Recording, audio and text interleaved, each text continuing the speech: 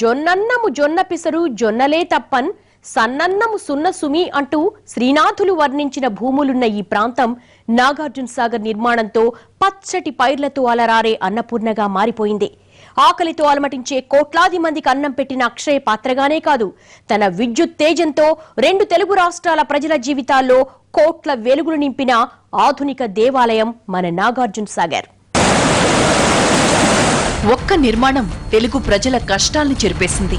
ఆ ఒక్క ప్రాజెక్ట్ రాష్ట్ర ముఖ చిత్రాన్ని మార్చేసింది. నాగార్జున సాగర్ ప్రాజెక్టు నిర్మాణంతో లక్షలాది మంది బతుకులు మారిపోయాయి.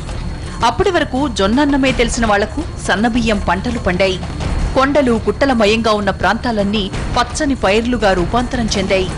అప్పటి వరకు 100 ఎకరాలు కూడా 100 రూపాయలకు కొనని భూములు కూడా గజాల లెక్కన అమ్ముడుపోయేంతగా బంగారమైపోయాయి.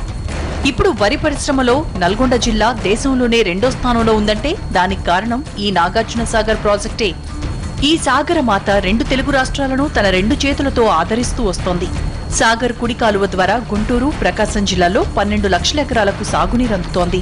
ఇక ఎడమ కాలువ ద్వారా నల్గొండ, ఖమ్మం, కృష్ణా జిల్లాల్లో 9 లక్షల ఎకరాలను సస్యశ్యామలం చేస్తోంది. మొత్తంగా ఈ 6 జిల్లాల్లో ఏటా సాగర్ అందించే సాగునీటితో పండే పంటల విలువ 20,000 కోట్లకు పైమాటే. 60 ఏళ్ల కిందట సాగర్ నిర్మాణానికి అయిన ఖర్చు కన్నా ఇది 100 రెట్లు ఎక్కువ.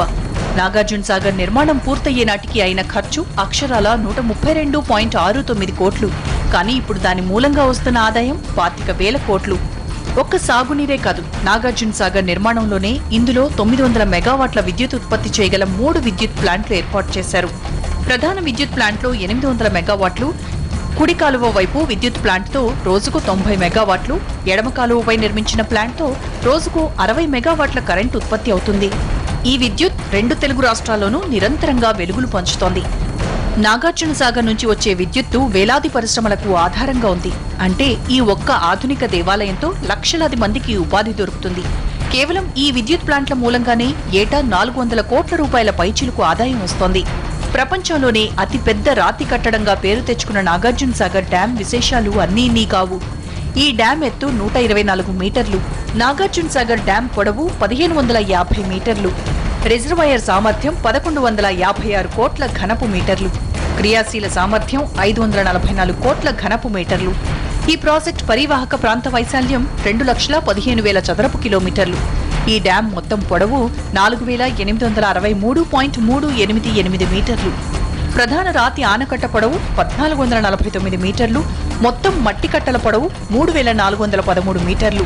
ఎడమ మట్టి కట్ట పొడవు 2,560.32 మీటర్లు కాగా కుడి మట్టి కట్ట పొడవు 853 మీటర్లు. ప్రధాన జలాశయం నుంచి కిందికి నీటిని విడుదల చేసే క్రస్ట్ గేట్ల సంఖ్య 26.